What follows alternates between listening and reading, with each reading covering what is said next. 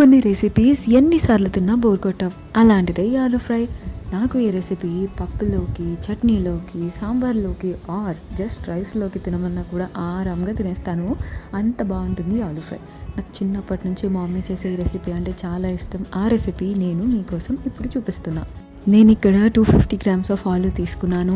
ఆలూ తీసుకొని నీట్గా వాష్ చేసుకొని పీల్ చేసి చిన్న చిన్న ముక్కలుగా లేదా మీడియం సైజ్ ముక్కలుగా కట్ చేసి వాటర్లో వేసి ఉంచండి. ఆలూని కట్ చేసి వాటర్లో వేయకపోతే కలర్ చేంజ్ అయిపోతుంది, స్టార్చ్ కూడా పోదు. సో పొటాటోలో ఉన్న స్టార్చ్ పోతేనే పొటాటో ఫ్రెష్గా ఉంటుంది.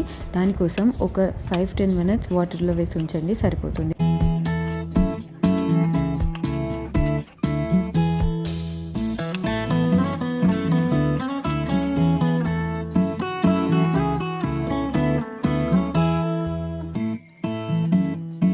ఈ రెసిపీ చాలా సింపుల్ అని చెప్పాను కదా. దీనికి ఎక్స్ట్రా ఏం ఇంగ్రీడియంట్స్ అవసరం లేదు.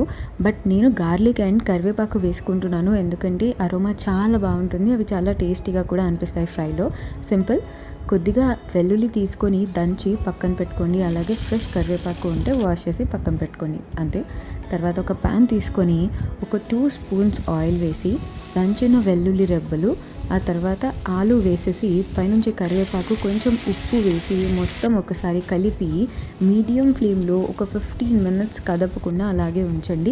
ఇన్ కేస్ మీకు ఆలు మాడిపోతుందని అనుకుంటే మాత్రం మిక్స్ చేయండి, మాడేదాకా ఉంచొద్దు. ఆలు 80% కుక్ అయిన తర్వాత కొంచెం పసుపు, కొంచెం కారం వేసి అంతా కలిపేసి ఇంకొక 10 మినిట్స్ కుక్ చేయండి మీడియం ఫ్లేమ్లో, అంతే. ఎక్స్ట్రీమ్లీ టేస్టీ ఆలు ఫ్రై రెడీ. ఇంకేం చూస్తున్నారు, వెళ్ళి చేసుకొని తినండి.